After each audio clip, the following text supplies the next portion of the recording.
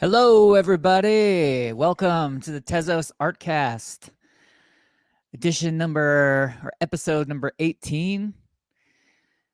Tezos-artcast, the place where we meet artists, game makers, storytellers, writers, musicians who are using NFTs in their art and using this new technology on the Tezos blockchain.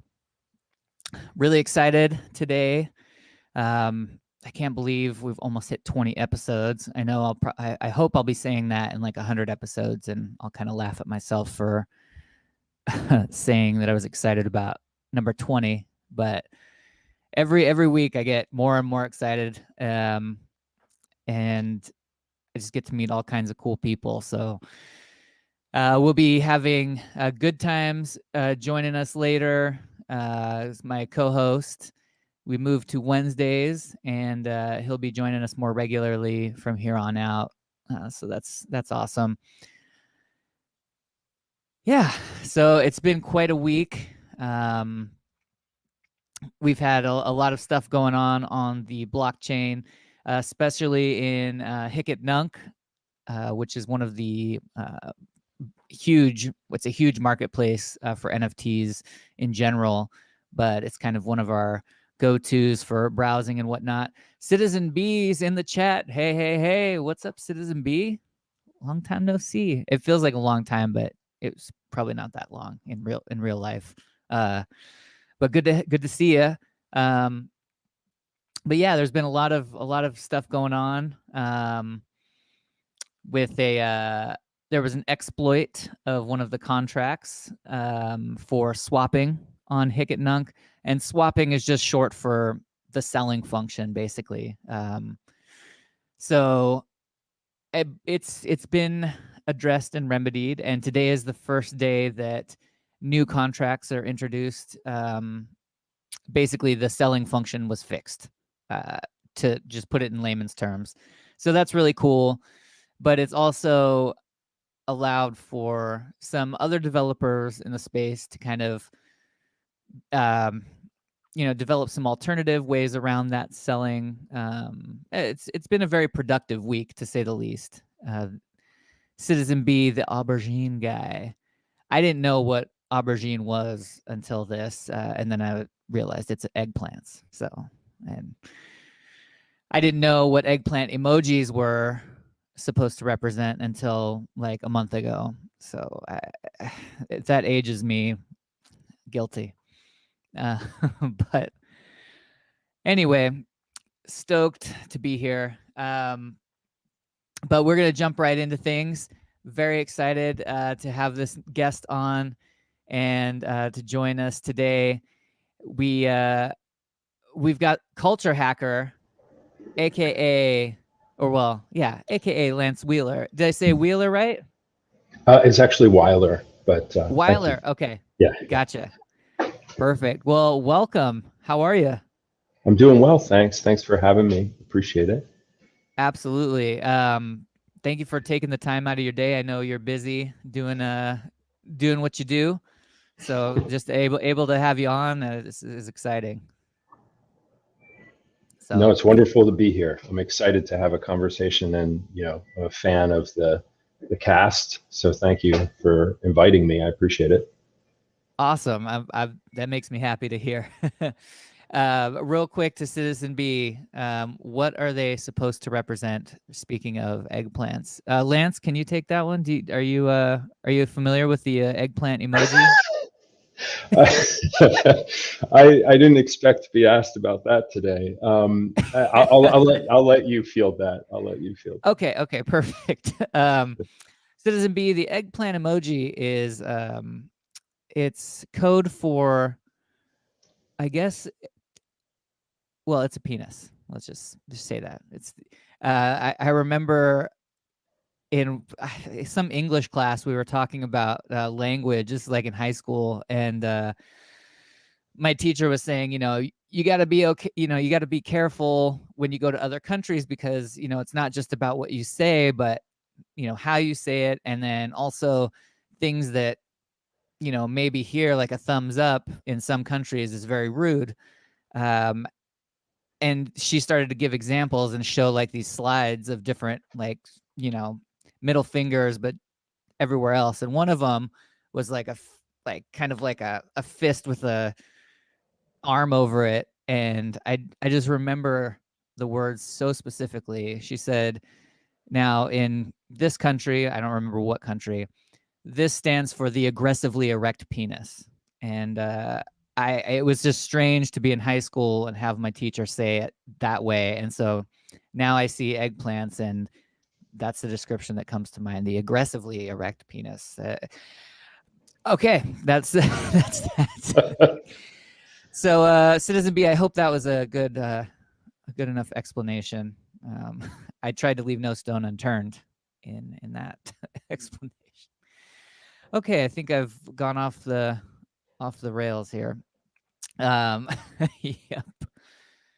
Anyway, yeah, I'm really excited to have you on. So I've enjoyed your art and your work, like this glitchy style that you've got going on is awesome.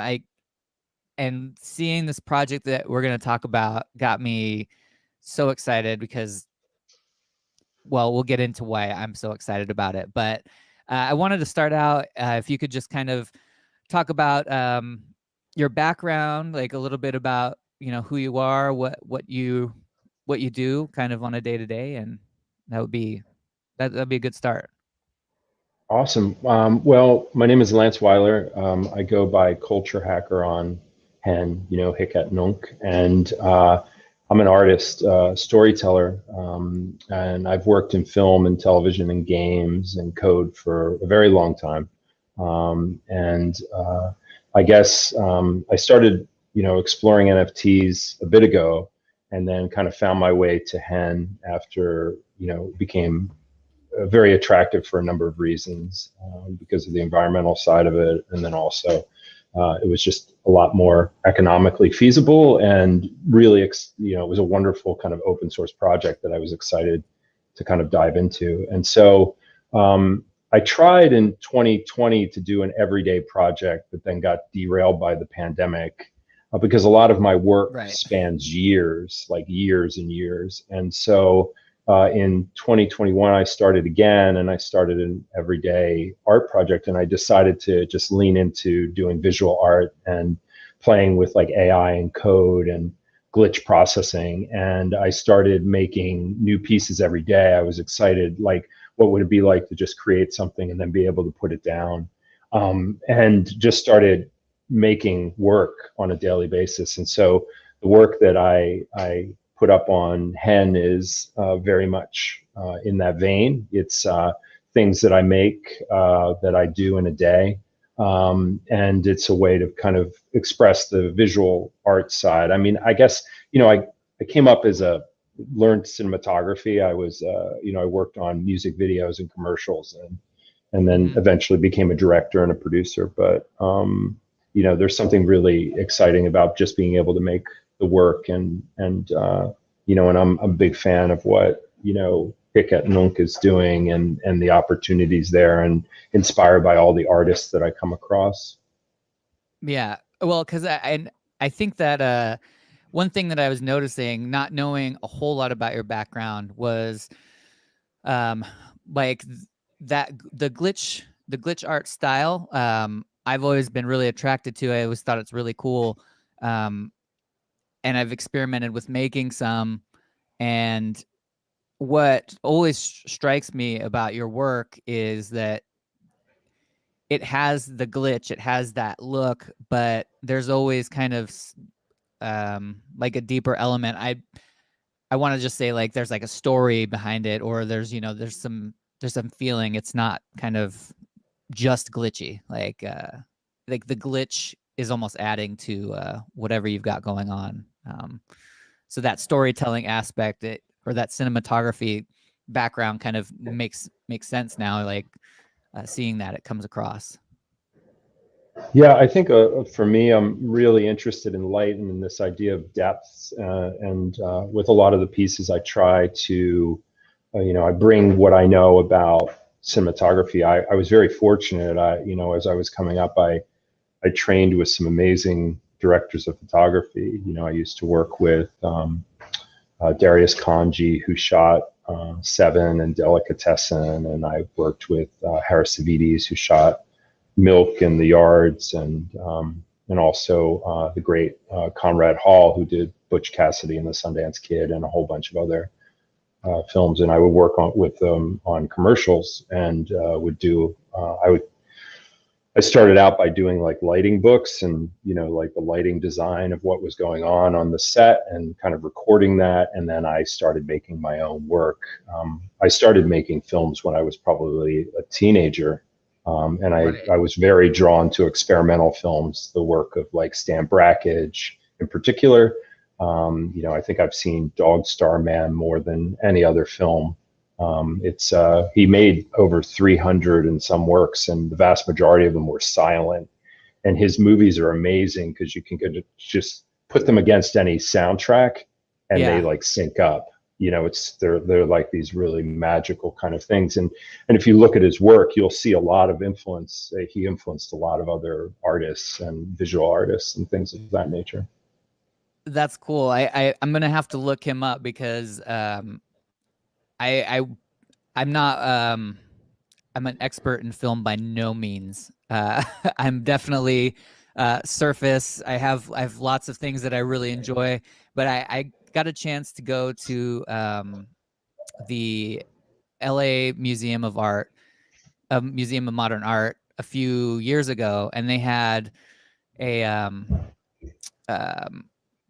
an exhibition set up revolving around German Expressionism in film.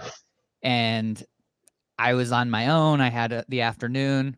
Like, I'll check this out. Like, I recognized some of the films that I referenced in pop culture a lot. And like I said, I've always said on this show, like I'm a big monochrome. Like I love just black and white stuff. So I remember going in there kind of not really knowing, but being interested and just kind of being blown away by the stories, even behind like what that style emerged from, and just saw this deeper view. And a lot of those films were silent. And so I found myself coming away from that and then going home and just researching it and watching some of these silent films that were just like, dramatically lit and silent and just, but really empowering. And it gave me a whole new appreciation for, again, kind of that early film, the emphasis that you have to get something across without actually hearing the words was just, I just found a whole new appreciation. So I'll have to check out Stan Brakhage, you said? Yeah, Stan Brakhage, yeah. And the film that I mentioned was called Dog Star Man, but he made another film that people might be interested in called Moth Flight, where it's all constructed of the wings of moths. And it's like beautiful. They're kind of sealed within the film, and they become paintings that move. Huh. Yeah, so a lot of his, and he did, towards the end of his life, he was doing a lot of painting on film. So yeah, definitely worth checking out. Yeah.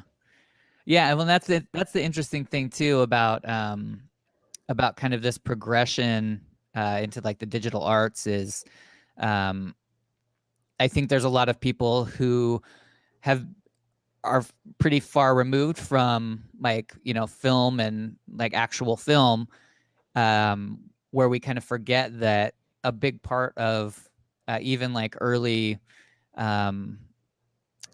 like film touch-ups and stuff were done using paint and on the actual film before they were exposed and put on paper or whatever. And so it's good to see people bringing those techniques to light, or guiding people back to like appreciate that you got your hands dirty. And I was talking with Hornbaum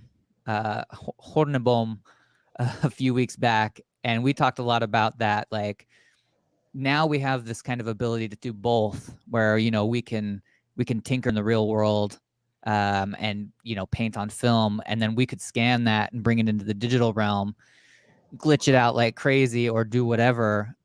So it's a really neat time to be alive and making stuff. Yeah, I think it's incredibly exciting, the democratization of the tools. Like a lot of the work that I do will have, like I'll do a lot mobily, like on my actual phone, and Right. I'll start that way and I'll do the sketches and I'll make it and then I'll kind of take it and bounce it back and forth between, my desktop and my phone.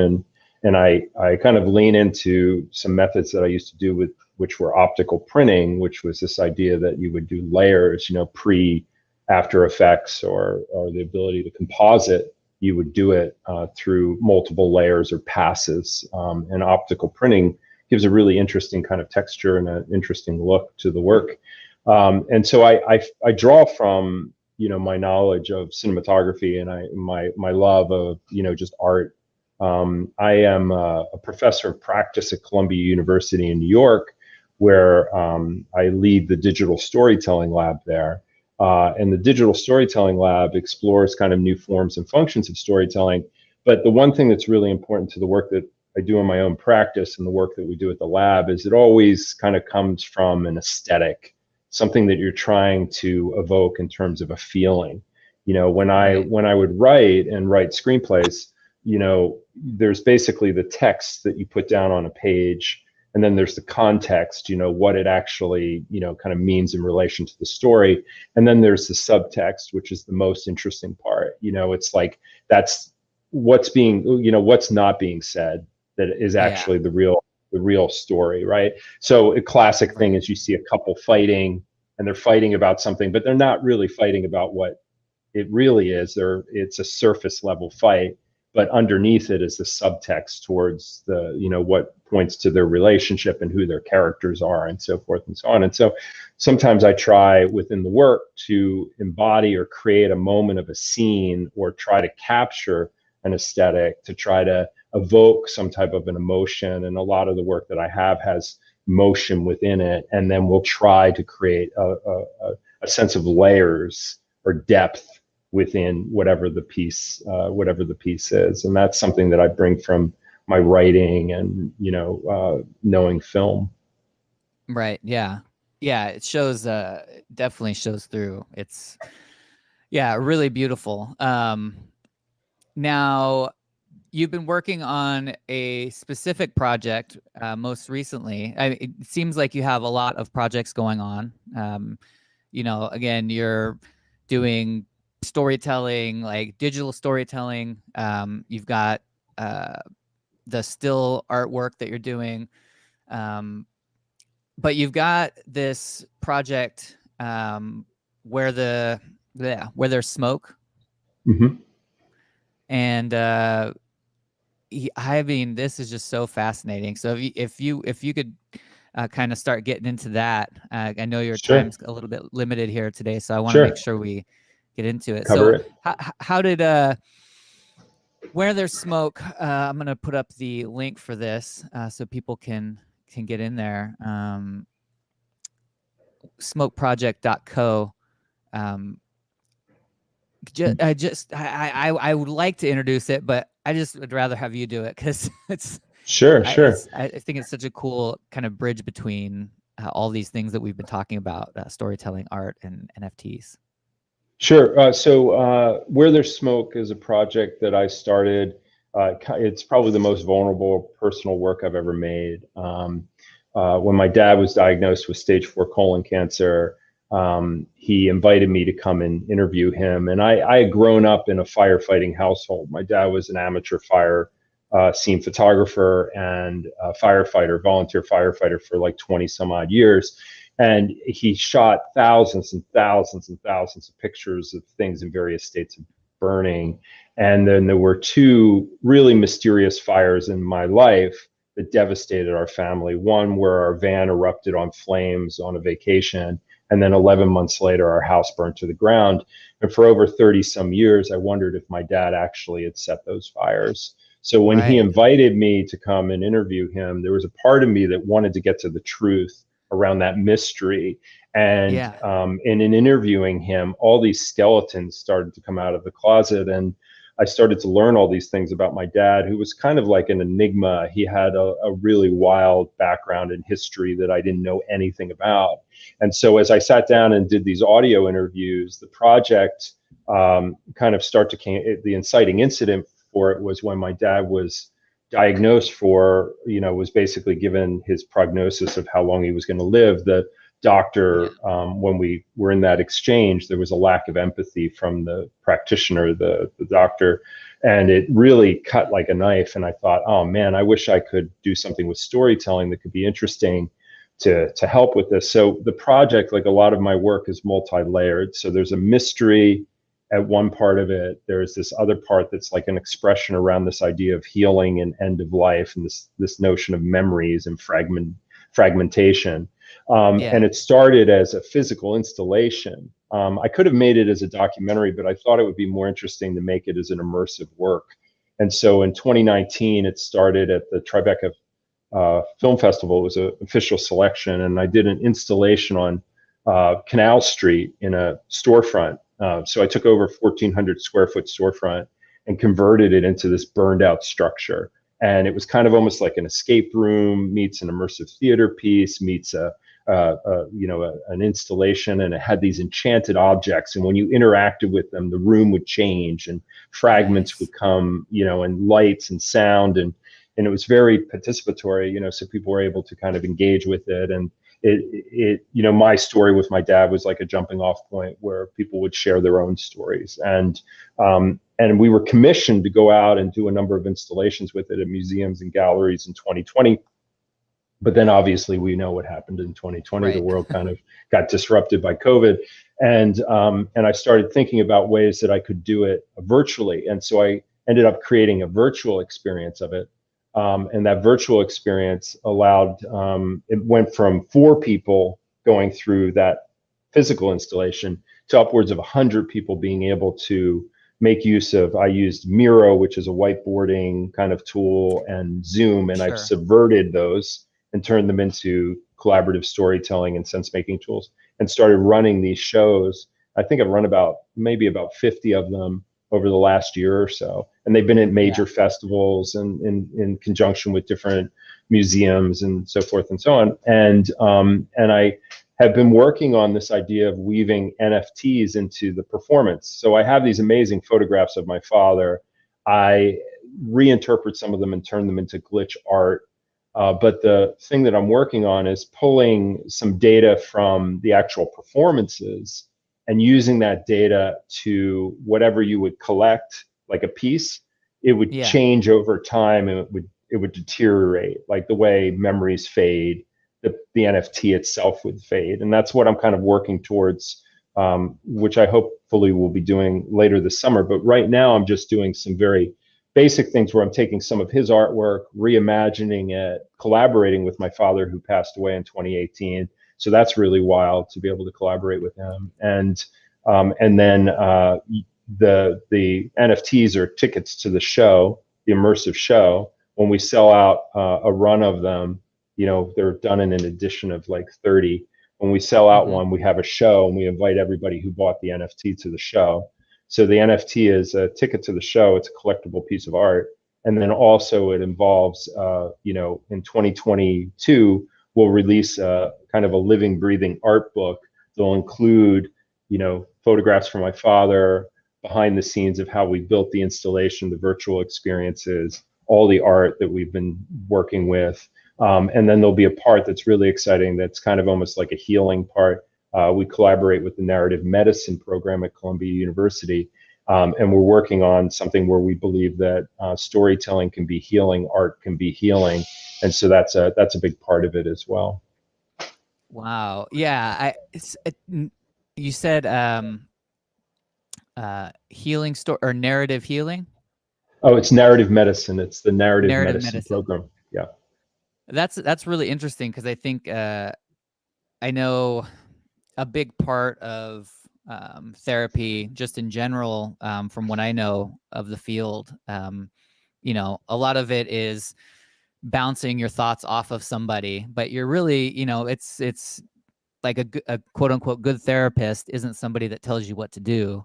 It's like somebody that allows you to talk enough that you figure it out. They're just like guiding you to talk to yourself essentially. So that narrative healing and through storytelling, that sounds like a very intuitive thing, but maybe people haven't.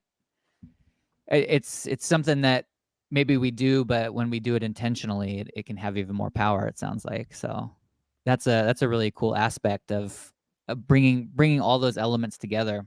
And I think that's when I read about the project, Where There's Smoke, I thought it was such a great representation of the kind of inclusion of NFTs that the future looks like, because there's such a focus on an NFT, being only an image or only a piece of art or only music. And it's like, well, why would I own that if it's just a JPEG or it's just an MP3? And there's all kinds of arguments about that, or just discussions to be had. But I think NFTs allow for such a greater expanse of use cases, and we're only scratching the surface. And so when a project like this comes up, it gives me a lot of excitement, because I hope that not only that that projects like this get supported and people come out in droves to experience it, but then they can also take that and say, how can I apply this to my project? Like the idea of having a ticket stub, we all love our ticket stubs from old shows and stuff, but to have a piece of art that's a limited edition that is the ticket stub, and then you get more, is just, I think that's just so cool. It's such a great example of just one use case of how NFTs can be included in your art practice or your performance practice. Yeah, I think that what's exciting about and why I was so drawn to Hic et Nunc was this not only being an open source project and the philosophy behind it, but and the low cost so you could mint and experiment, but the ability to access effectively, the API and start to play with interactivity, and whether that was a generative piece that could change over time, or some of the amazing work that you see that you can kind of every time you click on it, it becomes something else, and there's a lot of experimentation, through WebGL or SVG or even HTML containers, and I think what's interesting is I think this form of where we are in regards to NFTs and this desire, like Marshall McLuhan, who was a media theorist, had this really interesting kind of quote, and I'm paraphrasing, we kind of march into the future and we shape our business models through the rear view mirror. And so in a lot of ways, I think that we're kind of this first incarnation, or this isn't necessarily the first incarnation of NFTs, this is an evolution in what they have been in the past, but there's a real desire to make them, it's about scarcity, and it's about collecting, and it's about kind of emulating models that existed before. But I think what's really exciting, and why I was drawn to the philosophical nature of like what could be a new alternate kind of economy around this work, or how can artists go direct to people who are interested in their work. I think all of that is amazing. And then I think the other layer of it is the potential of interactivity, or the sense that the art can change in some way based upon the interactions that other people have with it, or discovery that they have in an experience. And I think you're going to see a lot of immersive experiences wrapping around NFTs as an interesting vehicle or asset. And you'll see that probably also in the metaverse, as things move forward. And metaverse meaning like, XR, VR, augmented reality, the ability to have the things that we have in the real world transport over into the virtual environment. And the metaverse starts to have these elements that are, personalized or transactional in some sense, that the ownership can shift. And I think what's interesting about NFTs is I think there's a lot of confusion sometimes when people are interacting with them. They think that they're a shift in copyright, right? They think that somebody now owns the copyright to that work, but really it's more like property. It's like its ownership of that particular run of a print, right, as opposed to the underlying intellectual property of what it actually is.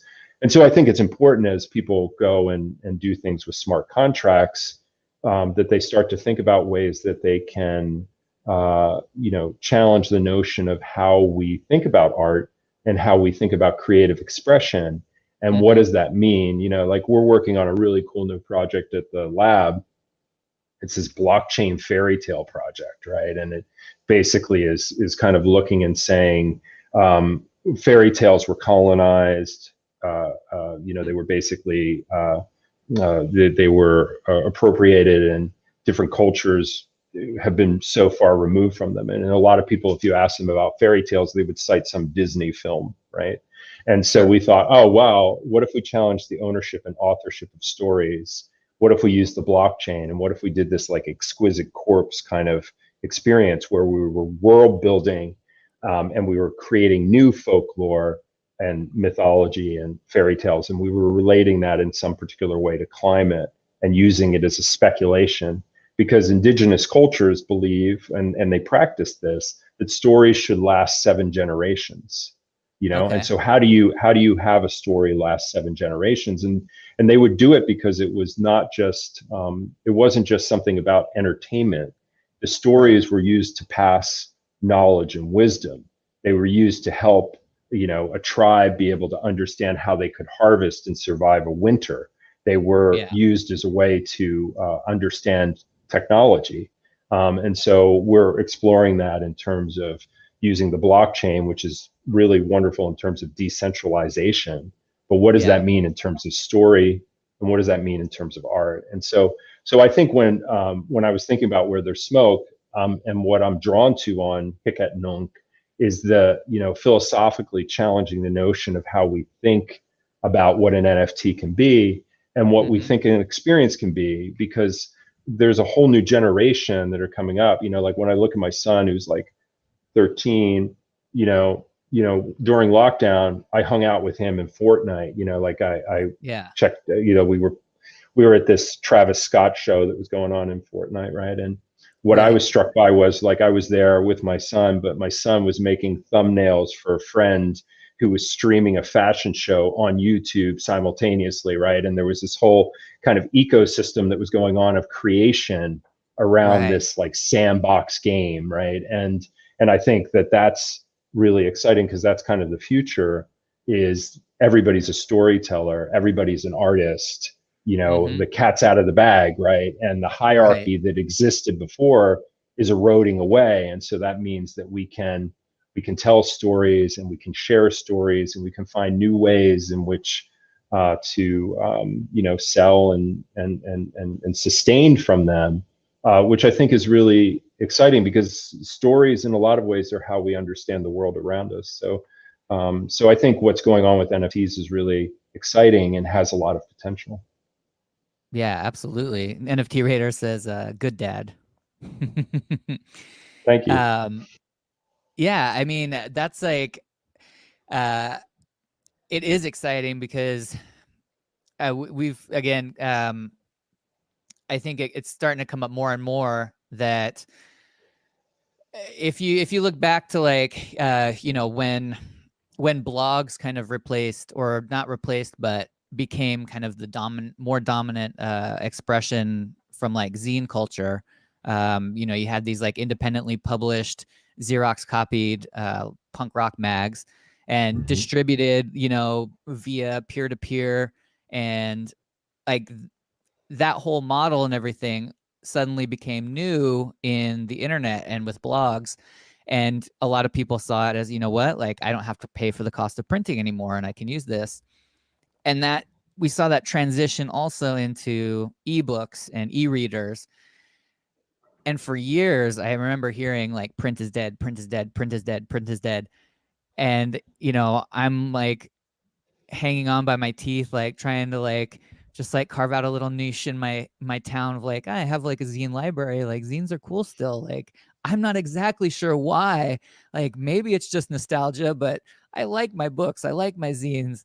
And it was like years of like hearing that and kind of talking to people about why I loved zines so much, that it kind of became clear, like, it wasn't that print was dead or that bookstores were dead, but they went through such a huge turn. The shift in power and the shift in culturally where they fit changed. And it's taken us a long time to kind of reconfigure our perception of, like, where do books fit, physical books fit in our lives, and where do libraries fit in our lives? Where do these bookstores fit? And they haven't completely died. It's just that we've had to kind of, again, reimagine it. And I think blockchain, decentralization, cryptocurrencies, and NFTs are kind of that for the creative artist and people in general, where you're taking these, kind of thing like music and art, and they've had this lockdown on them where there's, like you said, the hierarchy. You have to go through these channels to be successful. Yes, you can try to sell, your stuff to your friends only or whatever, but there's always kind of a gatekeeper. And this is we're reimagining. We're taking the lead. We're able to take the lead and say, like, we're gonna decide where this goes, and reimagine where the record label fits now. They're not going to go away necessarily, but where does a record label fit in culture? Where does the gallery fit in our culture, and redefine our relationship with them? And that's a really cool thing. Well, and I'm a big fan of zines, made my own, came up, love zines and Yeah. love the DIY aspect of what it is, and in fact, the first feature film I ever made, we made a movie called The Last Broadcast, and this is like over 20 years ago. And Yeah. we made it, a friend of mine, Stefan Avalos, and myself, we made it, and our goal was to see if we could make a movie for no money, because we had been burned on he had been burned on a distribution deal, and I had failed miserably trying to raise like 250,000 to make a sci-fi film at the time. And so Nice. around that time, like, and this is a long time ago, this is like 97, 96. I Yeah. had worked on a Nas music video all night, and I was at Penn Station, and I was flipping through a magazine. I saw a board for that you could put into a computer, and I thought, oh my God, I need to get a computer. I Yeah. need to make one. And so we started building our own computers, and we made The Last Broadcast, which became the first all digital release of a motion picture, became the first desktop feature film. We made it for $900. It took Nice. 86 days to render it. 86 days to render it. And we Whoa. went on and turned down studio offers for that film, and went on to gross like over $5 million with this little digital work that we made that was shaking up the whole industry, because it was basically saying, it was ushering in a whole new DIY movement of filmmaking. The Yeah. technology was becoming commoditized. Digital cameras were getting smaller. Mm-hmm. Computers, arguably now are incredibly much faster than they were at that time. But Right. but it was like it was incredibly, it was liberating, right? It was this idea that we could have buried the film in the backyard because it was so freeing. And I think the year it came out in 1998, you'd be hard pressed to find a line item in the Titanic, the movie, The Titanic, a line Yeah. item in the budget that was $900. You know what I mean? Right. And here we made this movie and had total freedom over what we did. So I think when I think about that, like, the biggest part that was kind of missing for a long time was the distribution. Obviously discovery is a big issue, in terms of there's so Yeah. much work, but Sure. the ability to start to explore how, NFTs and smart contracts in particular are used to challenge the notion of how we exchange art, or where we exchange value, is something that's exciting. So I do a lot of performative work. So we're experimenting. We have another project that we're doing NFTs with too, which is this crazy deep fake conspiracy thriller. 90% of the experience is made by a machine. So like the video, the Really? audio, the editing, the sound score, the text, all made through AI. It's called Project Immerse. And we ran it a bunch of times at different festivals throughout the year. But what's interesting is this next wave of creative augmentation in conjunction with machines. And one thing that I'm really into with Hic et Nunc is the idea that there is not necessarily an algorithm, that it's, kind of, for as flawed as like a front page can be in terms of just seeing everything that's going, the fact Yeah. that the community is really engaged in the direction and the future of that platform and the design around it, and it's not owned by a VC or Hmm. investors is really exciting, because it means like there could be something that breaks through there. It could be the foundation for a whole new art movement, which Right. is so exciting, and the work that I come across there, I'm constantly inspired by. And I think it's what I loved about it when I first got on it in early March or mid March was how cryptic it was. Yeah. I was like, I don't know what that does, and what's this on sync and sync, and what's this little circle, and what does this thing do? Oh, that just disappeared. I thought that doesn't look like the way that it did before, and it was like it felt Right. like it was an art project unto itself, right? And I love that. I love like the cryptic nature of it, and I love Yeah. that like it wasn't an algorithm that was dictating to me what it thought I wanted to see or Hmm. what I loved, and it started to make me love elements of the internet that I had fell out of love with, like because social Hmm. media was just so taxing, and I Right. found myself feeling like, oh my God, this is like what I remember when the web first started. And it was so, the commercial web in the mid 90s or whatever, Yeah. early to mid 90s. And it was so wild, like you could just get lost somewhere. And you were like, I don't even know where I am. This is some crazy little nook and cranny of it. And then all Yeah. that just started to get homogenized. It's kind Hmm. of like how Times Square used to be so incredibly seedy, and then like Disney came in and cleaned it all up, and it became so homogenized, and the character of it just went away. There was Yeah. just such a weird character to it. Like what was going on there? And we used to shoot a lot of music videos and commercials in and around the city all the time, and that just radically changed. So there's a really interesting thing going on within Hic et Nunc, and I hope more artists embrace, immersion or this idea. This is very simple. Anybody could do this. A ticket is a simple thing, but it's also Right. then a digital download to a really cool living, breathing book. So the book Yeah. is experimenting too. And then it's art unto itself, and it's really cool because each of these three pieces that you see there, the underlying part of it comes from a photograph that my dad shot, right? And Yeah. then I'm collaborating with him, I'm making art with him. So in a lot of ways, the way the piece, the way that this project worked is I'm actually getting a chance to collaborate with him in a way that I never had the opportunity to do before. And so when I did the New York show, all his photographs, which are amazing, um, they could be a book unto themselves. He's like an Yeah. outside artist. Nobody ever saw them. They Right. were like, away in closets, and nobody ever saw them. And his obsession was shooting all these things, and then these strange fires in our lives. And I never really got the answer whether my dad set them or not. It only Right. led to more and more questions. So these photographs that he takes capture, the hauntingly beautiful, tragic moments of destruction, and like the phoenix kind of rising and something rising out of ashes. And then I kind of build on top of his work and make these new pieces. So it's kind of like a chance to collaborate with him in a way that I never had, and so I think that the art has a lot of story behind it, a Yeah. lot of, like the one there of the orange one is a house fire, the one in the center is a barn fire, and the one to the right is a factory fire. And I remember when I was probably like 9, 10 years old, for years I went with him when the his scanners would go off, and I would be Yeah. responsible for like loading the cameras, and I would go Right. with him, and we'd be behind the scenes of all these blazes. And I learned photography through my dad, and we go back to the dark room and we process the work that we had.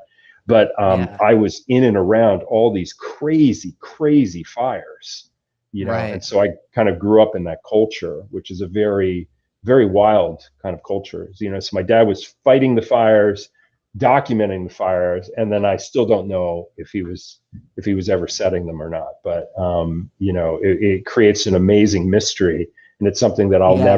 I'll never fully know, because he never said yes or no.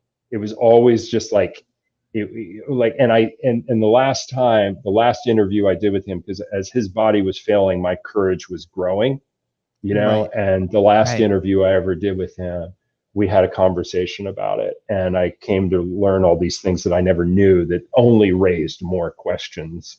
So the Right. immersive show is really kind of fun in the sense that it creates this mystery, and also allows people to kind of reflect on their own lives and their own relationships. And it was at IDFA, which is a very prestigious documentary festival. It was there in November in this digital form. Then it was at the Portland International Film Festival in collaboration with the Portland Art Museum in March. And then it was just at Currents New Media Festival like a week or so ago. And we're getting ready to do a run when these NFTs sell in the different series, as I mentioned. We'll fire up and do an immersive show and invite the people in who collected the work.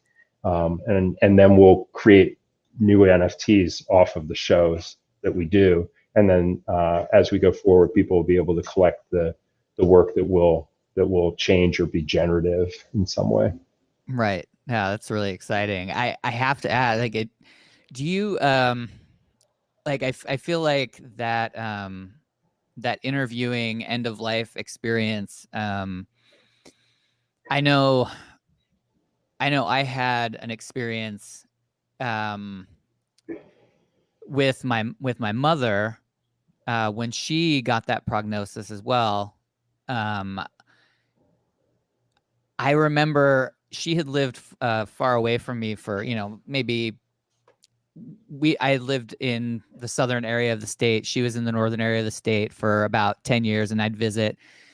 And I remember when she got that prognosis saying, all right, I'm entrenched in my work. Like, I really can't leave. Like, will you move down here? And when she accepted, as like we got to talking, I remember thinking, okay, like, there's a timeline now on who she is. And I realized suddenly, like, I didn't know as much as I thought. And I wanted to get, deeper and deeper.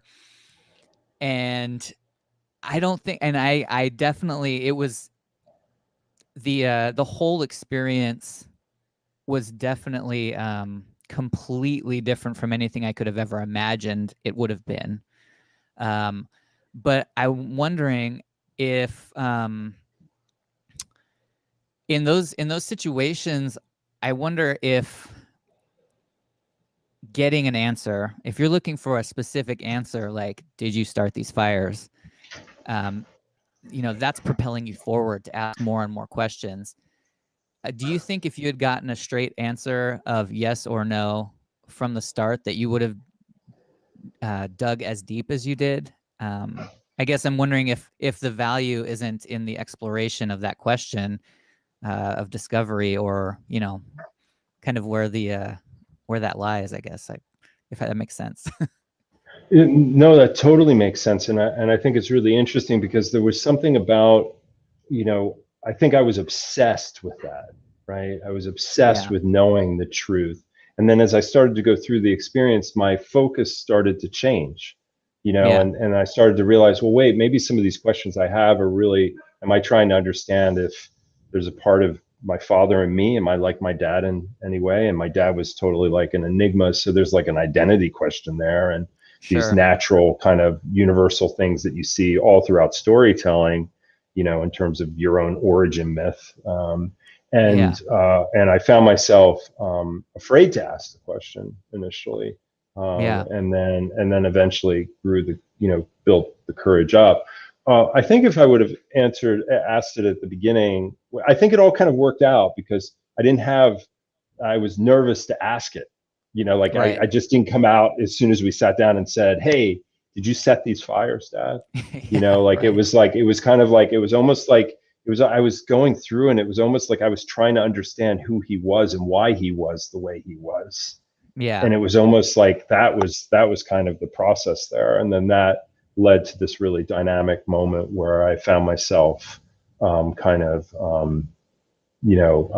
basically eventually asking, and then left with so many questions. But the piece there, that interview that I had with him is amazing, because a lot Yeah. of the experience, you encounter these fragments, you move through them and you encounter the fragments. And it's like Godard, who's famous filmmaker, Breathless, and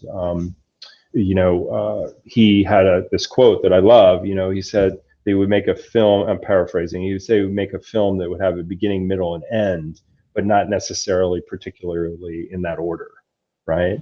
And the Right. Yeah. nonlinear aspect of storytelling is really fascinating in the digital age. In this age of, potentially with NFTs as well. And so there was something about where you can move through this experience. And it's kind of like, I don't know if you've ever seen the show Sleep No More, which is a theater show in New York and also in London. It was in London. I don't know. Well, I know it's in Shanghai too, I believe.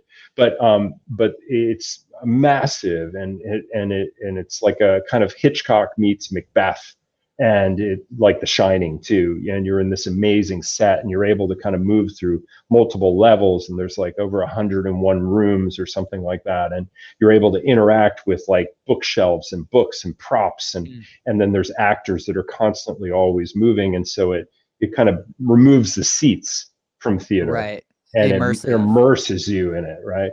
And there's something really kind of fascinating about that idea of immersion, and what does that mean in terms of how we process stories or art, and how we interact with it, and how we ultimately become part of the art too.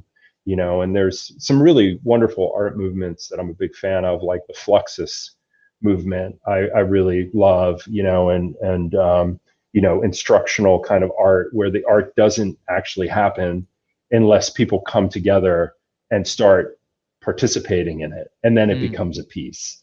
And so a lot of my work kind of borrows from that.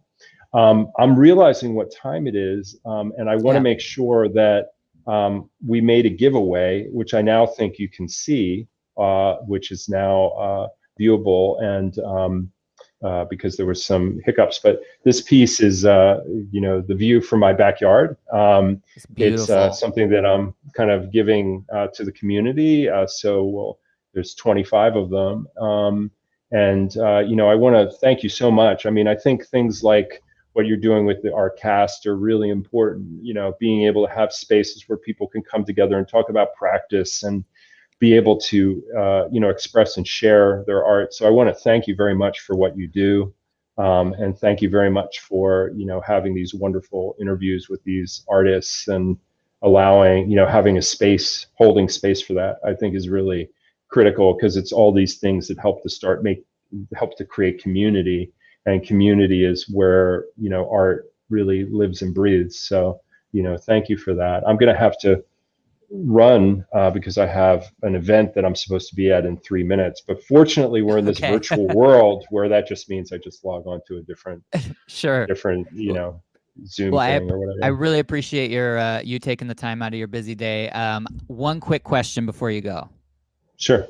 Um, if you could give a piece of advice for a new artist coming into this space, or do you have some words of wisdom for a young person, or just for anybody that's coming into this space and kind of looking at it with fresh eyes? Sure. I mean, I think experiment as much as you can. And I think like test and break and test and break and test and break, just keep trying Yeah. things, and you'll find something. I think also, the hardest thing as an artist is to try to find your own voice. And Right. sometimes there's so much noise that it's difficult to hear. So sometimes it's really valuable to just hit pause, Mm-hmm. and just try to be. Don't worry about being like the most productive. Don't worry about, hustling it like crazy. Just, try to find those things that are really you're passionate about, or that speak to you, and you can find them in the world, and observe as much as you can. And then I think just constantly experiment, iterate over and over and over again. And I think through that, then the making of work, you'll find your voice. But don't be discouraged. I mean, there's always going to be naysayers Right. I Yeah. think just make what you speaks to you. And I think we live in this digital realm where you can make things really easily. I made this thing on my phone. You know what I mean? Like, so there's no excuses, right? You can make things Right. anywhere you are, and you don't have to deal with the physical materials that are necessary or the space that's necessary. But I think give yourself the space that's necessary in terms of your own mind, Right. and try to explore as much as you can. So, but thank you very much. I really appreciate it. Thank you, Lance. And again, I appreciate you taking the time, and thank you for the kind words. And we'll get that this out to all the people in the chat. And yeah, we'll keep in touch. Definitely. I look forward to seeing the where there's smoke. Awesome, awesome. Well, thank you very much. Take All care. right. Take care. All right, everybody. That was Lance Weiler, aka Culture Hacker, talking about his new project, or one of his projects, smokeproject.co. You can go to smokeproject.co and check out kind of more backstory, and see kind of some of those stills from his dad, that his dad took, that are being translated into these images. And then those tickets, you can find those tickets at smokeproject.co/hen. And I'm going to be picking one up. Let's see where we'll go to them. Yeah, I think these are just, again, to have the ticket aspect of it is just one really cool aspect. So I'm so glad to see more being done with NFTs. So if you're watching and haven't dropped a comment in the chat and you want this beautiful NFT from Lance, aka Culture Hacker, please drop a comment. Just say hi, and I'll mark you down to send you one. Citizen B and NFT Raider. So far, I've got your addresses. I got you penned in. But yeah, hey, same genre. You know what? What's up? Sorry, I was looking to see if you're in. Okay, same genre. Awesome. What's up? And yeah, so on a broken phone. I gotcha. No worries. Um, yeah, so we'll do some exploring. Like I said, there's been a lot of stuff going on in the world of Hicket Nunk, in the world of Tezos. But you get the feeling today. So again, there was this a problem discovered in one of the Hicket Nunk sales contracts. Contracts are what make everything run in the NFT world, and there was a lot of people were outspoken about it, being frustrated, concerned, as you should be, when there's any kind of like security breach or code breach. But Mateus Siqueira wrote, I think, a really good synopsis about what happened. And I think he did a good job of, here's the link, Matthias Siqueira, right, .medium.com. I think he does a great job of kind of looking at things in the bigger picture. So highly recommend reading kind of his recap of kind of what is happening. I saw a couple of people who had been off of Twitter for a week or so and came back and are like, well, what's happening? It's like the hen apocalypse or something, like, but emotions run high, and I think he did a really great job of kind of, like I said, wrapping everything up in a nice package, to kind of understand things in context and step back. And then there was an Ask Me Anything, aka AMA, with the founder of Hicket Nunk, Rafael Limas. And again, a lot of people had a lot of different things to say about it. There were some emotions running high. And Mateus here, again, I think does a great job of summing it up. So check that out if you kind of want the details on what exactly went down. But good thing is we're back up and running on Hicket Nunk. And that's right, for good reason, NFT Raider. A lot of people are really dependent now on the income being generated through sales of NFTs on Hicket Nunk. And, yeah, when that breaks or when that's put at risk, you're messing with people's money, man. But we are in early stages, and these are those growing pains, I suppose. But yeah, check out his recap. It's really good. I also sent out last week's, or actually 2 weeks ago, we had Hornibom. Citizen B, you wrote in the chat, Hornibom. I don't know if it's the same person. Maybe it's Hornebome on Twitter anyway, so it might be the same person. Hornbaum. I'm putting on my best best accent for it, which isn't very good. But this piece was given away during his interview, a little beautiful piece. So I sent that out to anybody who was waiting on it. It took me a minute to get it out, but I figured the breakage, I better wait. Yeah, so there it is at hornbaum.twitter. Yes. Oh, this is cool.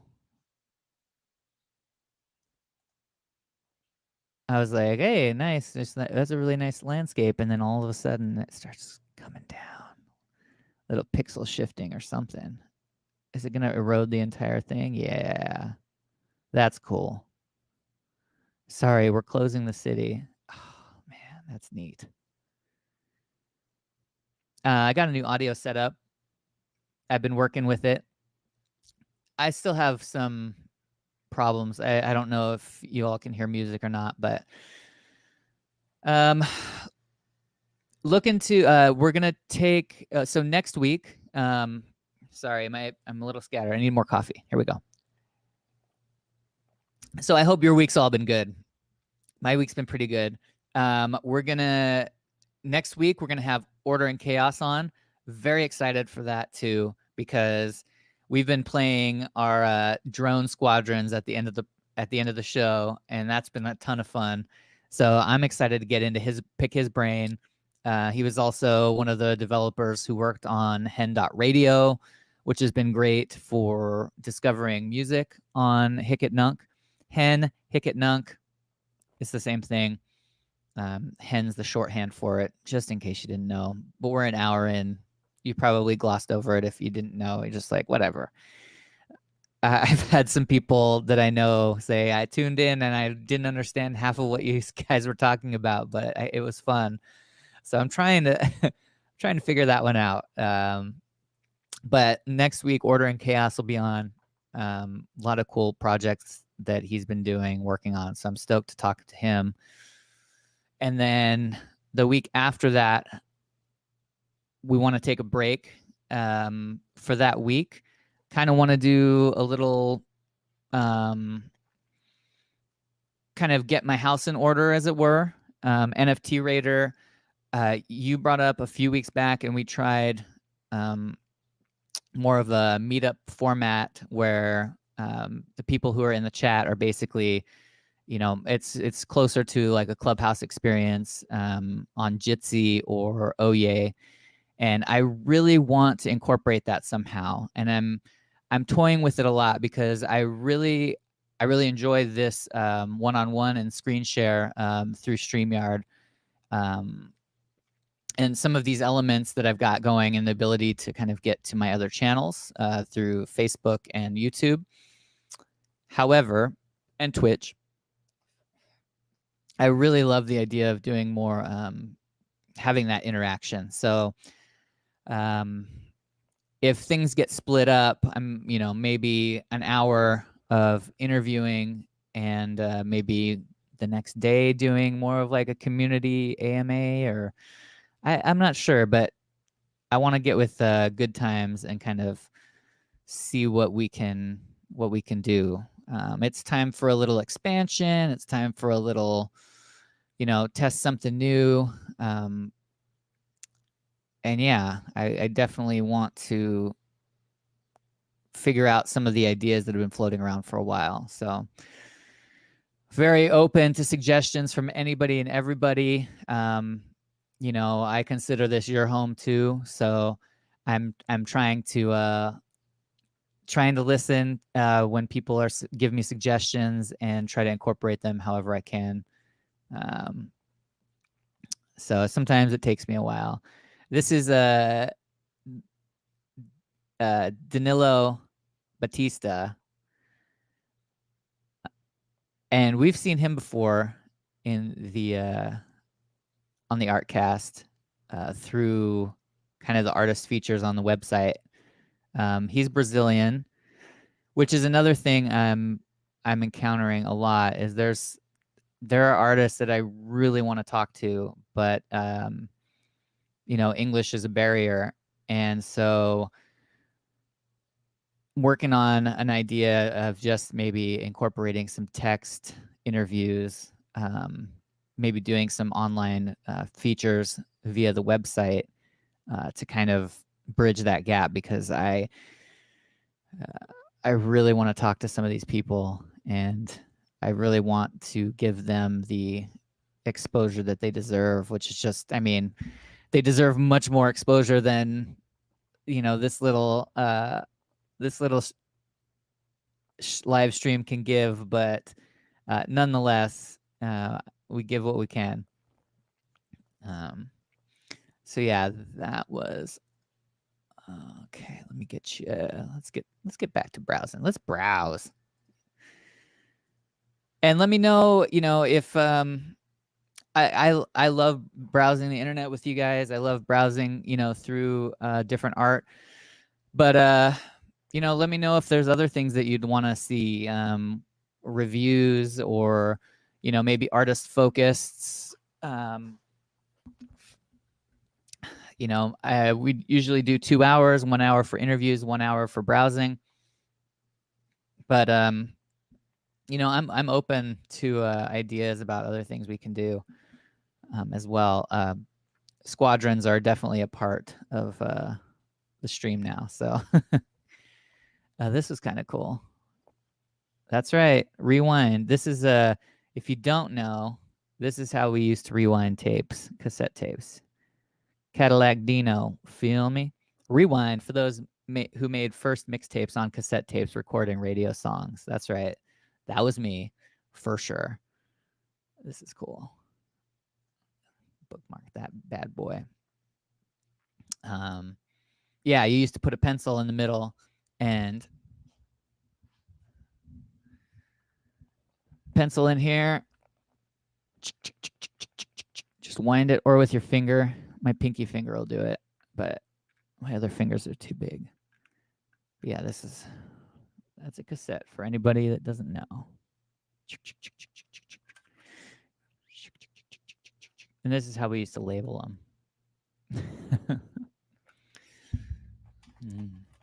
I have a bunch of mixtapes up here. How did you call it in English when all the tape got out? Is it band salad? In English, no. No, I think we just so what NFT Raider's referencing is when the machine eats your tape. Yeah, that was all I called it, was like the machine ate my tape. That was it. I didn't have a word for it. If anything, it was just a curse word. The tapeworm, that's a good one. I like that. Did I bookmark this son of a goose? I hope so. Yeah, I did. Okay, good. I like tapeworm though. Skulls by Pierre. You know what? I remember seeing him this week when we did the website review. Skulls by Pierre. One of one. There's been a lot of one of ones this week. Single editions. Right. Okay. So what's going on here? I recognize this here. We've got a lot of people swapping. You're seeing some art that you've seen before here in the stream because people are updating to the new format, the new contract, whatever.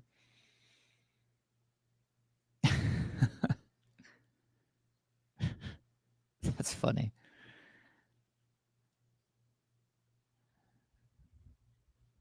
You can enter hen. Fish. Fishy. Hairball Son Ford is the president of the United States. Paw Force 1. Oh my goodness. Ridiculous. I love it. Speaking of, we'll be getting a new kitty friend this week. Got a new dog friend. So Cooper's back here. You can't see him, but little boxer boy. So that's been a new addition to the family. And we're going to get a hairball friend too. Such cool stuff. That's really neat. It's got a nice soft glow to it, whatever's going on there. NFT Raider, I saw your object for object rainbow rainbow eggplant. That was pretty sweet.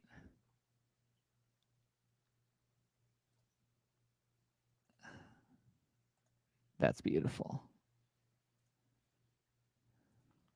Rainbow object.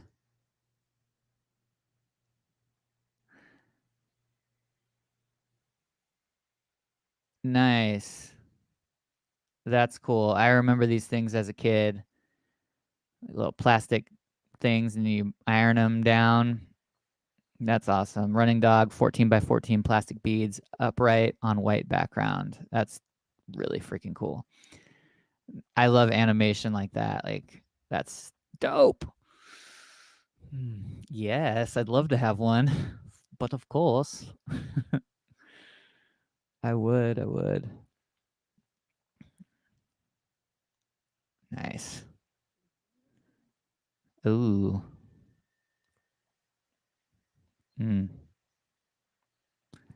Tamagotchi.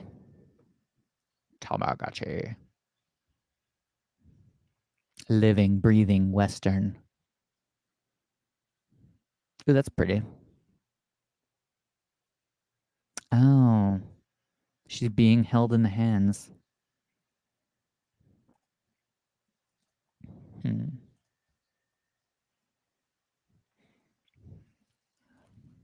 Falling in love. I adore this piece. I call it Falling in Love, and through it, I wanted to express how your heart blooms when you feel safe to open up and be vulnerable. Oh, yeah, absolutely. I have some additions to spare. One for you, Jeff, and maybe like 3 for the silent audience. Yeah, absolutely. Absolutely. Yes. You rock. You rock, dude. Love it. Also want to check out some music today too. I loving Hen Radio, so you can make playlists on there and everything too. So I'm looking forward to that. Well, I started a playlist. That was one thing I started. I forget all of the things that I do during the week. I do all kinds of things and then forget about them completely as soon as this camera turns on. I like this. 444 on the floor.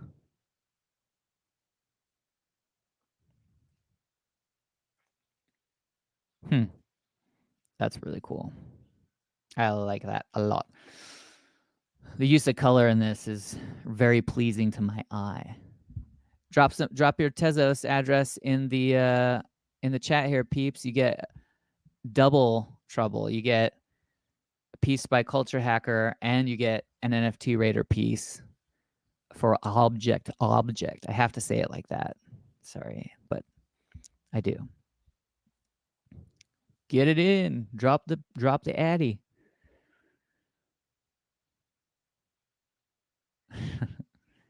I saw this earlier in the week on Twitter. I love this stuff.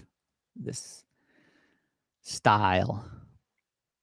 The inner workings of decision making. To be decisive or indecisive is always such a hard decision. Mwahaha. Dalek. Yes. So sick. Who made it? Dalek. There. Yeah. Super colorful. Kind of like what's his name? Little Scratchy-ish. From Itchy and Scratchy, I think. Itchy, Scratchy? I don't know. Simpsons. Here we go.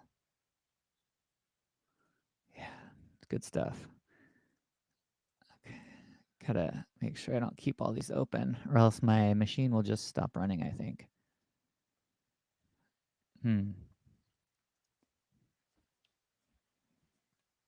There we go. Same genre.tez. Yes. Perfect.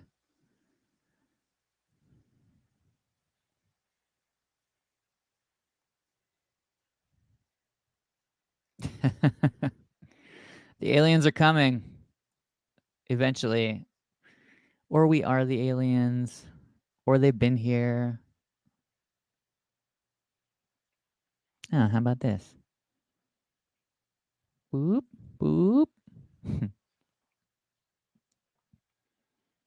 Math for pigs. Voxel pigs. I wonder if this is a new project I don't know about. Nerd pig. Let's see. Voxel pigs. Only 223 unique and single edition pigs waiting to be in your collection. Voxel pigs. Nice. I'm down with voxel pigs. Pigs are cute. I'm cool with it. Now, what's this? Is it zombie pig or what? Yep. Zombie pig. Well, I'm going to have to follow Voxel Pig on Twitter. Hello, Voxel Pig. Welcome to my world. Thanks, NFT Raider. That was really nice of you to be givens in a ways. Why am I saying it like that? I don't know.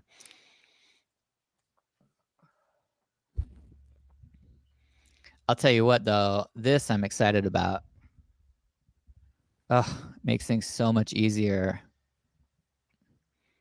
Yeah, if you're wondering what you're getting for free, check out Object 159672.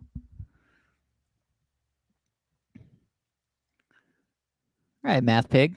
You're cool. Meow. Please be safe. Take care and be safe. The city is pretty dangerous. That's cool. It reminds me of old video games.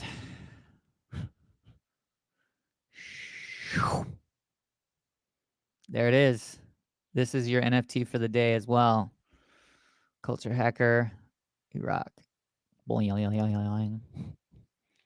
Ooh, that's party. Whoops. That's not what I meant to do. There we go. Polycircle composition. From the Polycircle series, Emissoriaro, made with processing. That's what's up.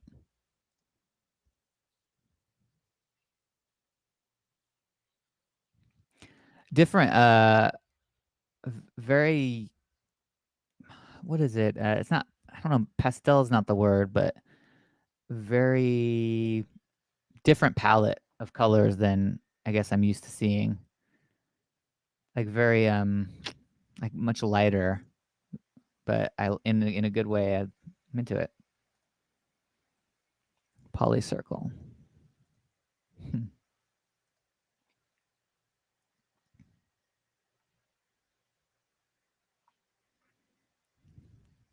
Make It Rad. Make It Rad's doing some cool stuff too. Yeah, I like what Culture Hacker said, that a lot of what we're seeing on Hicket Nunk is experimental and it's just inspiring. I was gonna say, for all of the kind of craziness that we've seen this week and frustrations and stuff, like I'm actually really proud of the Tezos community for generally keeping it together.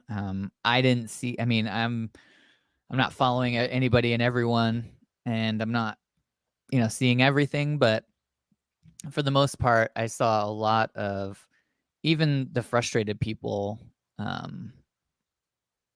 really composing themselves well. For the most part, it made me really proud as like part of the community to see things being discussed and handled the way that they were. And even with disagreements or not seeing eye to eye, there just seemed to be, at the very least, a level of respect just for people as people. And that made me really happy, because you can't be decentralized and kind of operate things as a collective without some kind of community effort and community engagement. And when community engagement is positive, it doesn't mean that everyone has to be a shiny, happy rainbow all the time. Positive communication just means productive communication. So keep that in mind and keep it up. Like I said, I'm proud. I'm a really proud member of this community. And you know what? I think that Hicket Nunk being down for the short time that it was, there's John. John. That's what been blocked by Raphael. By blocking code. Yeah. Blocking code contributions. Yeah. Yeah. I guess, I mean, I don't know. We'll get through it, right? There are definitely frustrating aspects to this whole thing, but that is really sad.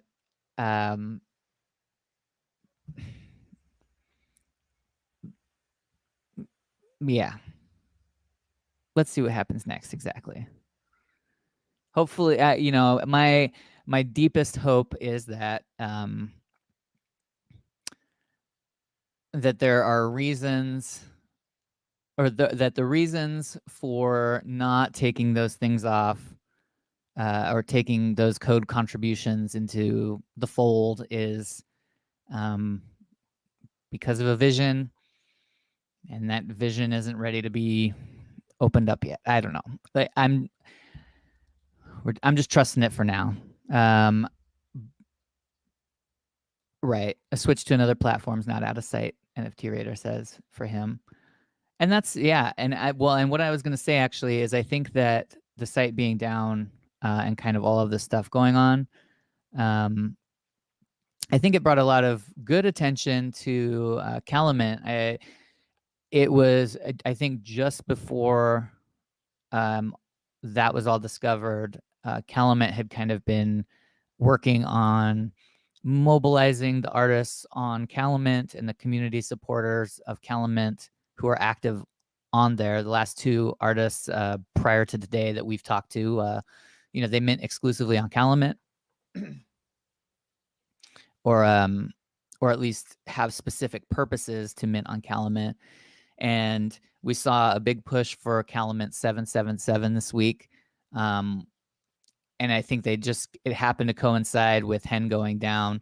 So I think it was a good opportunity for Calumet to kind of do what it does really well, which is single editions and their auction function. And they just implemented burning as of today. So you can now burn objects on Calumet as well. And I think Calumet as a platform tends to move slower. But as a slower moving platform, their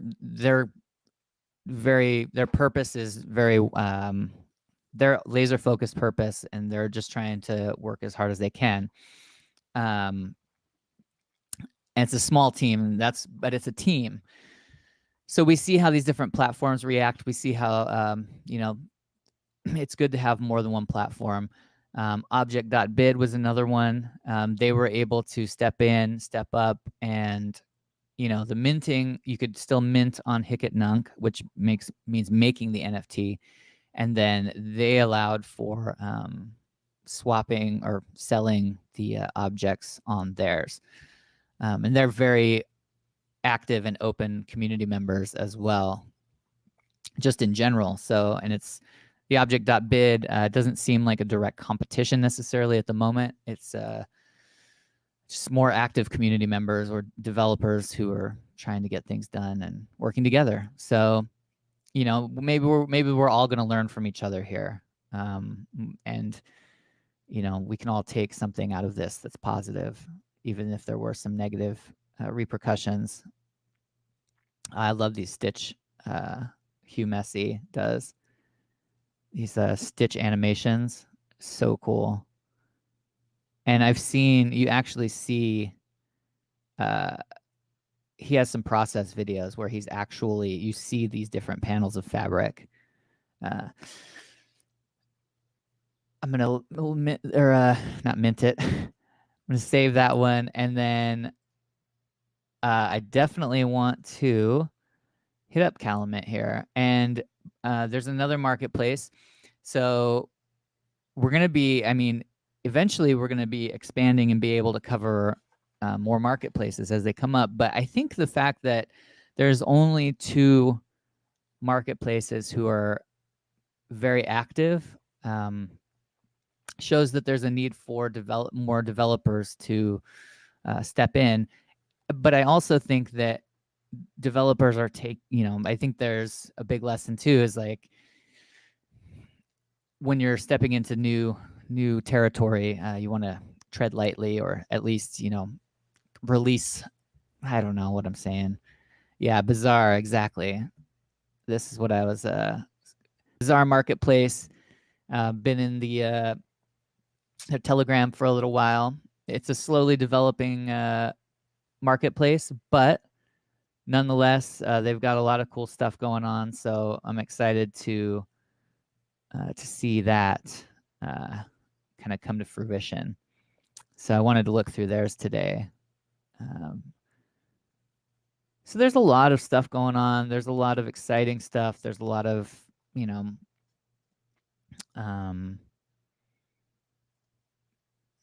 a lot of stuff going on. But mostly there's a lot of art, and that's what I'm excited about. Okay, wait a second. Let's hit that hen radio. Let's see where we're at there. Where's my hen radio? Hen.radio. Boom.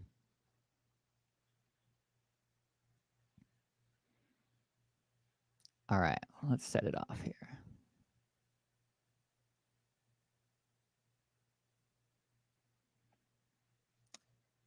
This is Tez Tune by Yoshi Labs featuring FKB Crypto. Yoshi's super active. And then, yeah, it's awesome.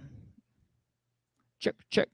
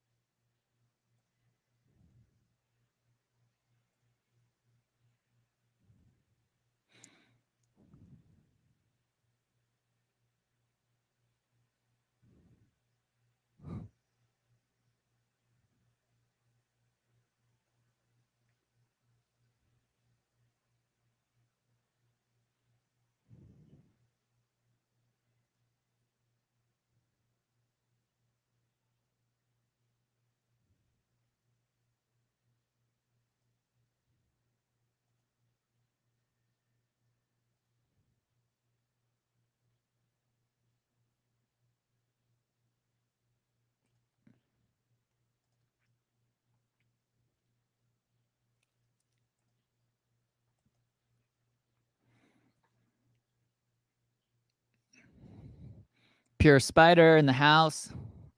Obid for the win. Yeah. They came through.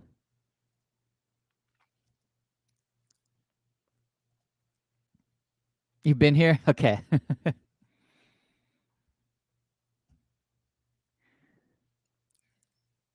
Macro photo. Feather and blood suspended in clear gel. Shot on Olympus OMD DIY micro lens. All it was made out to be. That's pretty damn cool.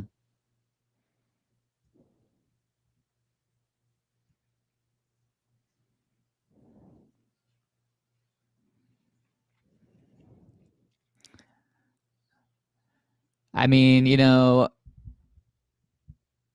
yeah, maybe not the basket you want to put your eggs in. Respect, you know.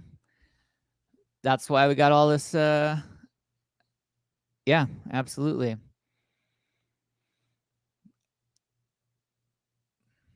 I really like this. Rapture.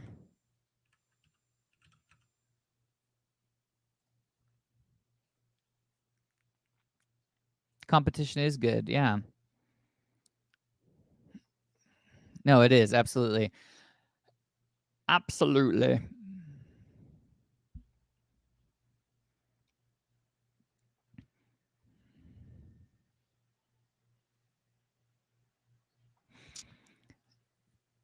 Oh, some fly agora here. Nice.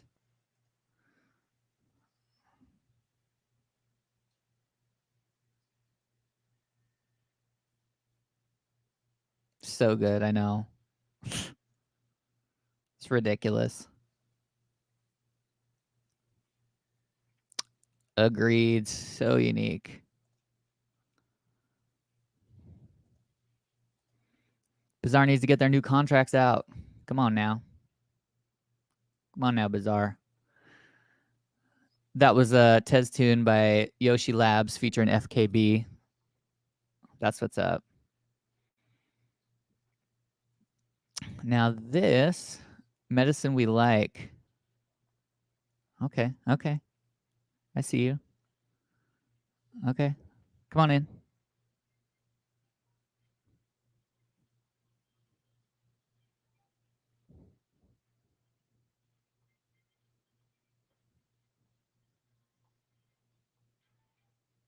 New intro song?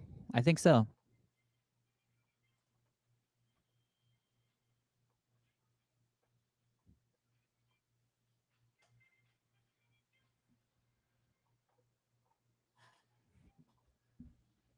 You don't hear it? Oh my gosh. You're not hearing this right now.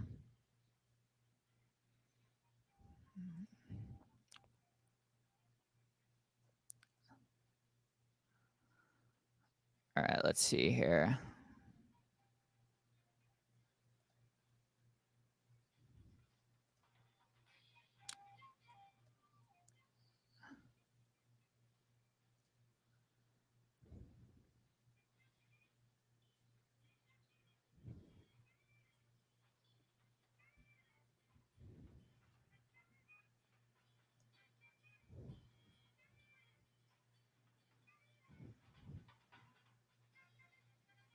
Way louder. Got it.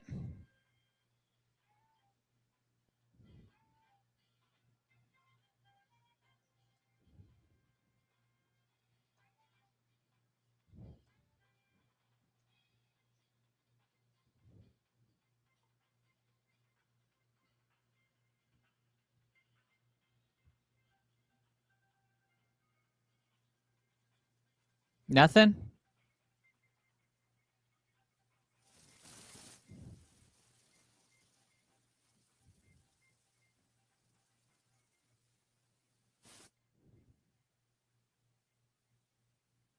Son of a bitch.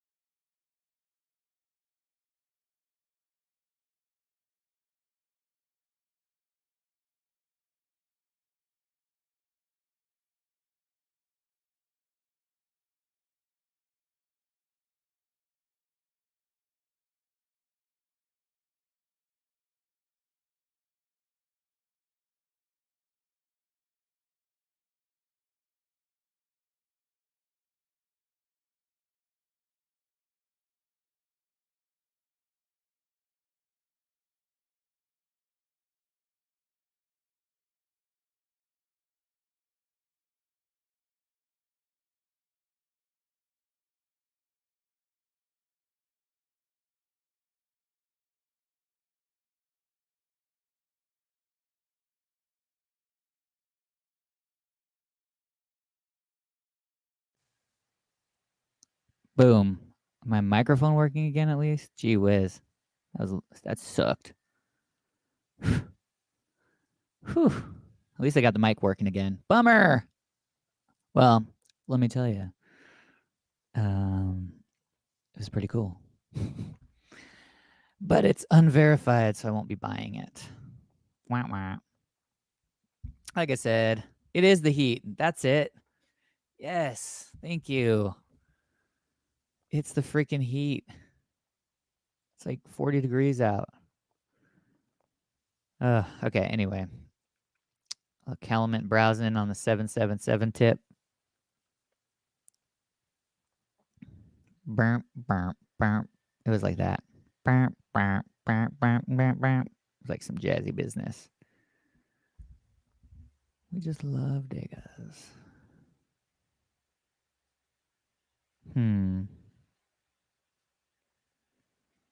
Do you think one thing I've been experimenting with the idea of is just getting the audio from the interviews and releasing that in a podcast format just for audio. Maybe trimming down some of the stuff.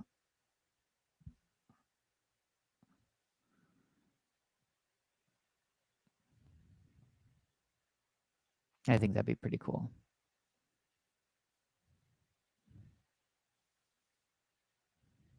But that's just me.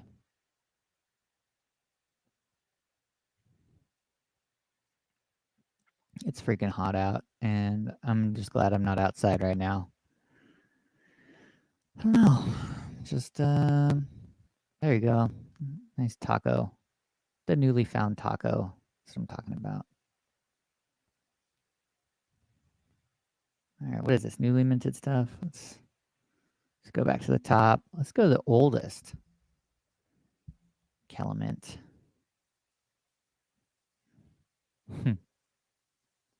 Founders Edition. Look at that. That's funny. Nice. Where do we buy that? I want to buy it. That's cool. I want to post that. I can't. Dang it. Stupid. Oh, what? It's one of those days.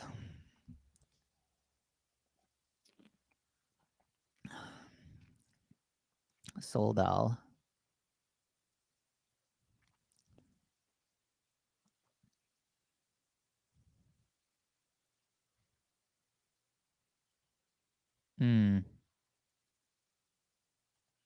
Finding light. I like that. That's nice.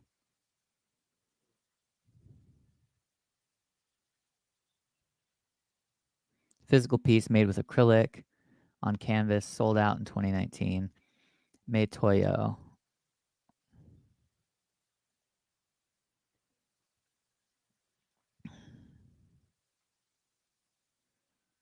Nice. This is cool. Groovy.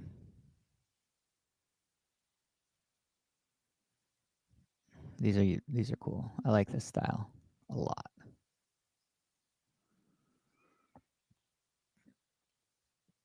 Pizza. Anything with pizza is just good. But this one specifically is very nice.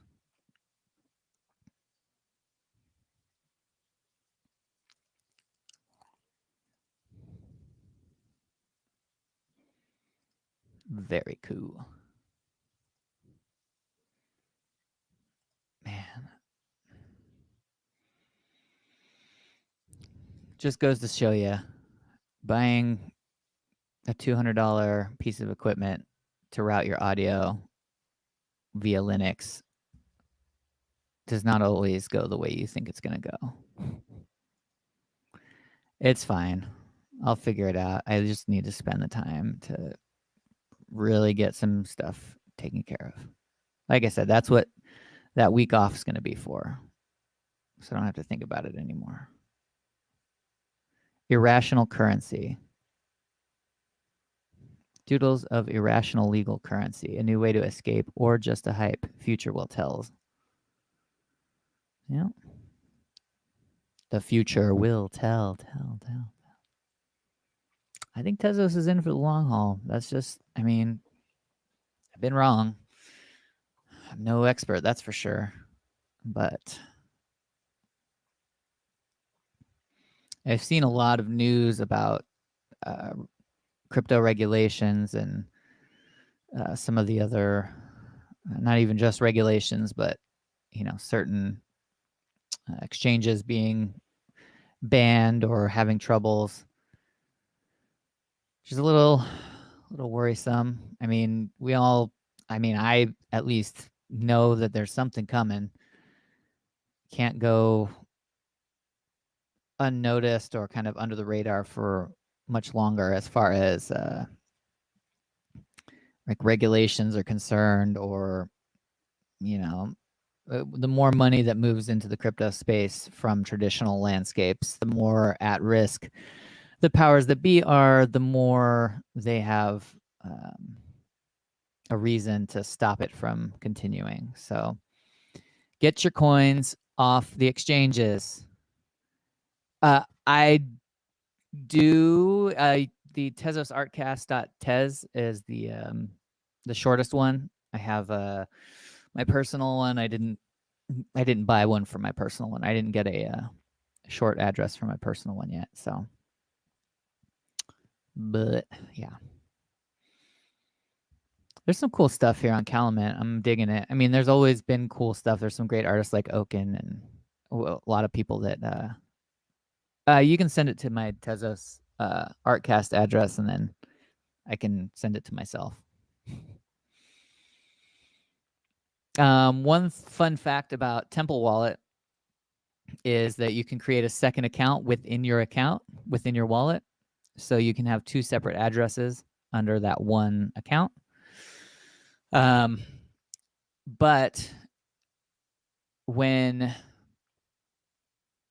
so you have account 1 and account 2. Account 1 is basically the one that's created when you create your wallet. And then you can, under the tab, do an add account. And then you can name that account. And then it gives you a new address. What it does not do is give you a new mnemonic. So I was terrified the other day when I had to do a complete reinstall of all of my whole OS, and I got Temple working again, and I put my seed phrase in to recover the wallet into the browser, and it was just one account. And I was like, I have two accounts. And I hunted for a second mnemonic that I may have written down. And I was like, I know I would have written it down. Like I'm good at, I feel like I'm good at that part of the security aspect and keeping things safe, at least. And I didn't want to lose all that cool NFTs I had in my wallet. And finally, I just like saw the little add account button again. And I was like, well, let's see what this does. And I add account, and it asked me to name it again. And I was like, great, I'm screwed.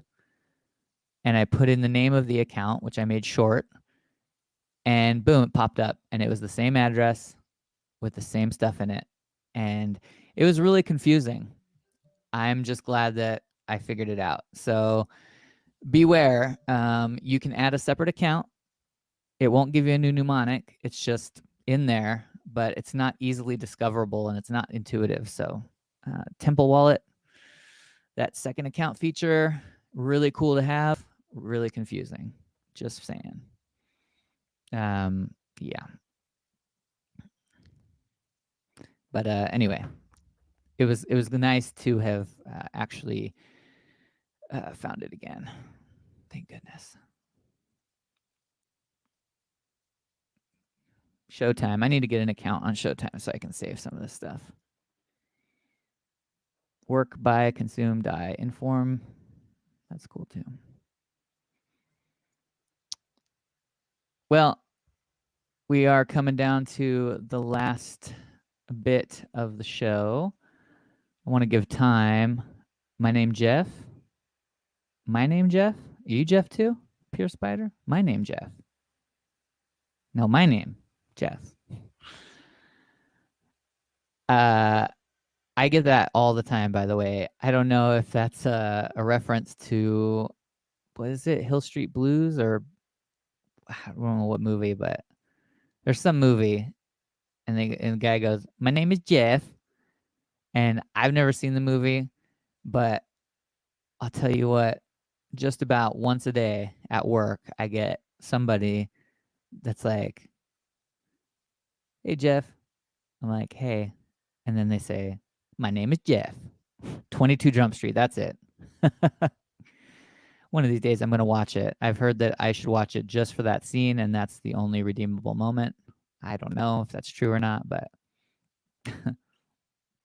let me find this. We got to do our weekly battle. You know what I mean? Let's go. Let's do some. I'm gonna do my drone squadron battle. You like the movie? All right. Might as well watch it, right? I mean, I'm no one to judge. I watch Corky Romano probably, at least 10 times a year. That's just in my ridiculous movie canon to bust out when I just need to laugh at stupid, dumb humor, basically. Columbo, Chris Kattan. I mean, yeah, it's a pretty good matchup. Let's see. I'm going to get my squadron involved this time. Where is he? I want to fight too. I haven't really gotten to fight, I don't think. Actually, where's my squadron? There it is. 116,658. Let's do this. Let's do this. 116,658. I'm going with Squadron 1.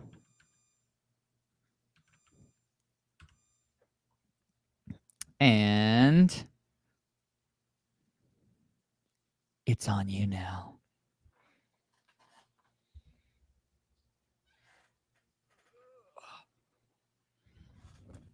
I was literally going to drink the microphone right now. I went to drink it. Number 100. You don't know it by heart. I don't know mine by heart either. Gosh darn it.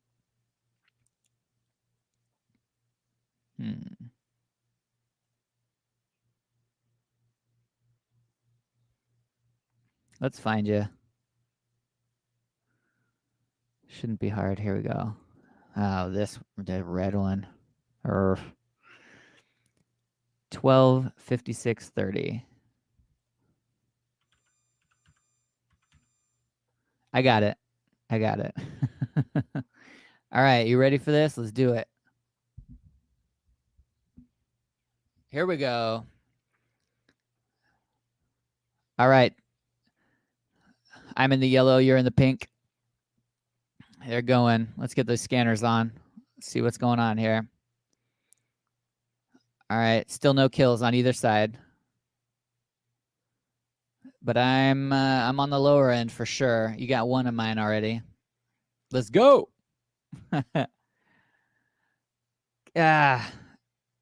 Ianov, come on.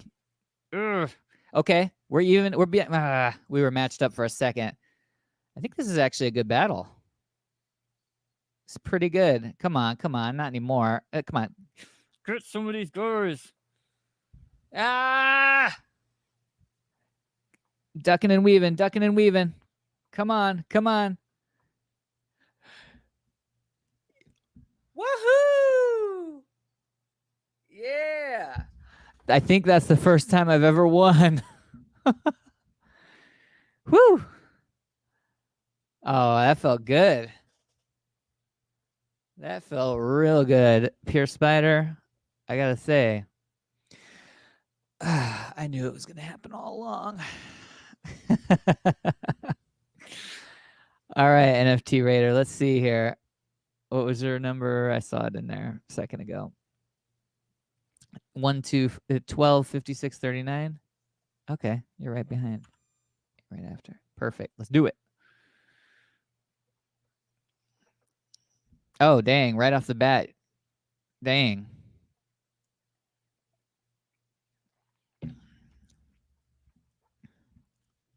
Number 101. That's right. Okay, come on. Ianov, let's do this. Come on. Okay, 1-1 so far. Oh, there we go. You got me.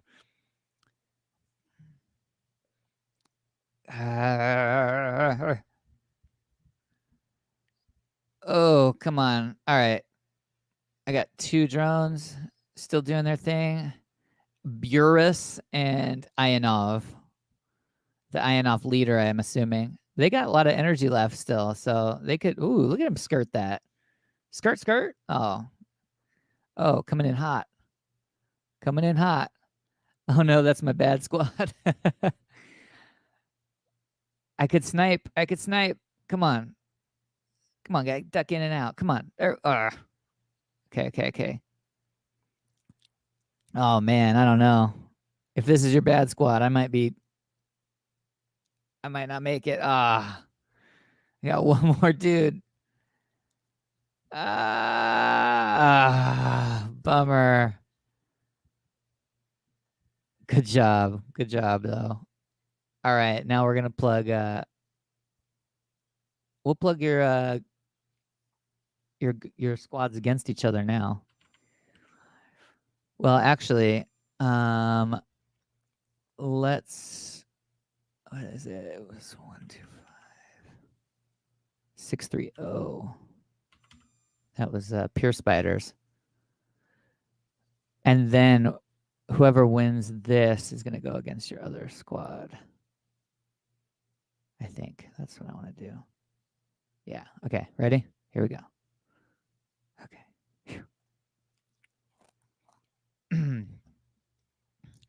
Torilla versus Phobos.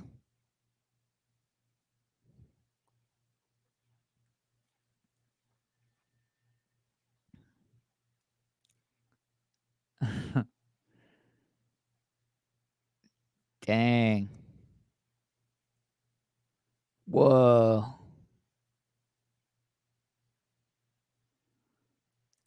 Dang. Phobos is going down.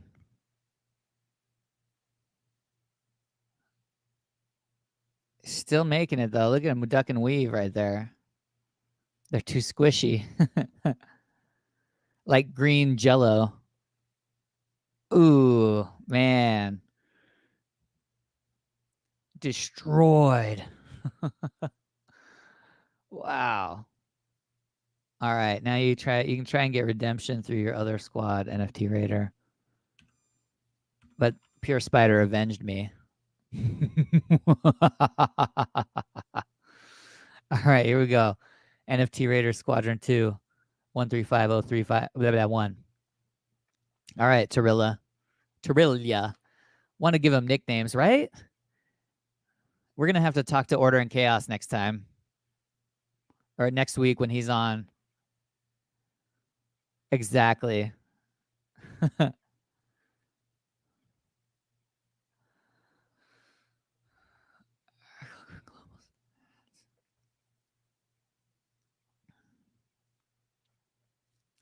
Okay, here we go. It's matched up evenly. This is like some heated battle right here with, that one drone. It's just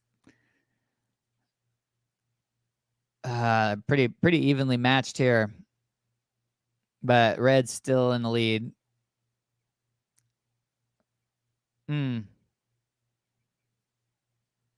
Ooh, just skirting it.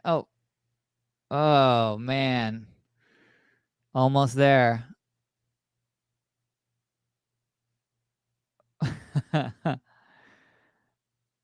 Seriously, 4 versus 1, right?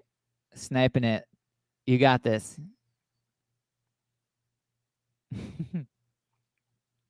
You could do it. I don't know. If you get that guy, these other guys might be just child's play. Oh, look at that spray on that. Oh, that's a deadly spray right there. Oof. Ooh, that's rough. Yep. Oh, it's good stuff. Good stuff. All right, y'all. Thanks for hanging out again. You are the champions.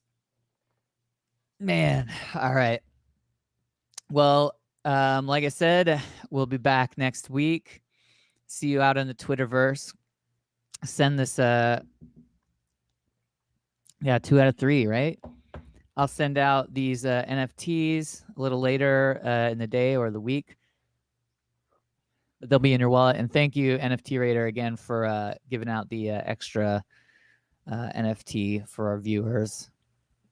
I don't know. I don't know if you saw, but Twitch gave me some new level up thing, and yeah, you guys are like totally like super viewers now or something. I didn't know exactly what these things did, but Twitch told me, hey, you've got like 10 things to give to 10 users. And I was like, well, there's the OGs of the Artcast, and that's who's getting it. So I think we doled those out. VIP, yeah, shiny badge. That's right. Shiny badge for y'alls. So lots of love. And thank you again for tuning in. We'll see you next week with Order and Chaos. And yeah.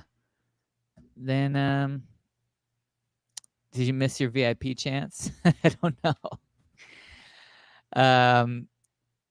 I still have one, I think, Pure Spider. So I'll drop that. All right. I'll see you guys later. And I look forward to it as well. As always, it's a good start to my week. So peace out. How dare you drop the eggplant? I'll see you guys later. Later, y'all. Woo.